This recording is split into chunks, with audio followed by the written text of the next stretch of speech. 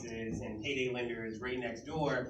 I'm just not really about giving people what they need, to level the playing field. And within the context of cryptocurrency and blockchain, it's really demystifying some of these buzzwords and making the work more approachable and accessible. Right, so as I look to my team who's kind of lined up over here and the folks I get to work with every day, I think about their work that they do from a candidate experience, from a product experience, from an engineering experience, from a marketing experience, to really make the work just more approachable and accessible. So when we say crypto, when we say blockchain, folks aren't iced out or priced out or worded out, right, from being able to do the work and participate in the economy. So that's what it means to me. Now, because I'm a visionary, last year I had the foresight to call the committee and tell them to do a report on banking. And I called Coinbase and I told them to do a report on Black Americans in crypto. And the week of Valentine's Day, they both released their reports.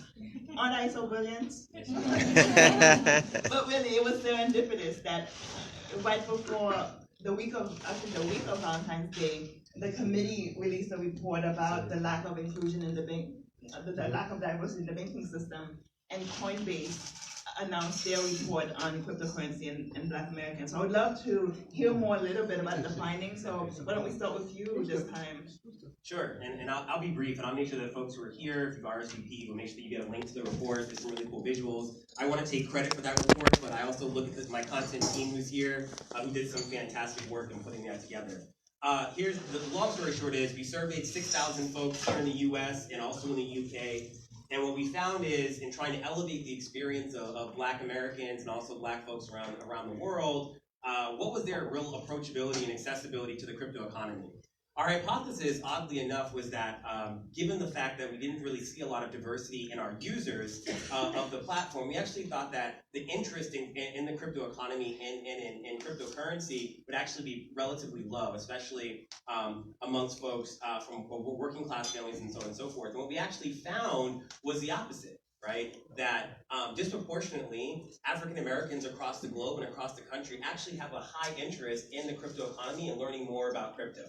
Right? At the same time, folks were very much aware across class structures about their experience with Finance 1.0. And what we found is 2 out of 3 folks who we surveyed from the African American community felt as though they've actually been harmed by Finance 1.0. And when we talked about equitable access to banking or equitable access to financial services, what we also found was folks felt that there were other demographics in the country who had more equitable access to Finance 1.0 than they were experiencing. So the TLDR there, or the long story short, is that folks are ready and out there, ready to learn about the technology, especially millennials, who will be the largest voting bloc in 3 to 4 years, right? And also, given the fact that our country's demographics are changing so rapidly, and with demographics that have $1.4 trillion in buying power, diversity, as we're finding, isn't just good for business, right?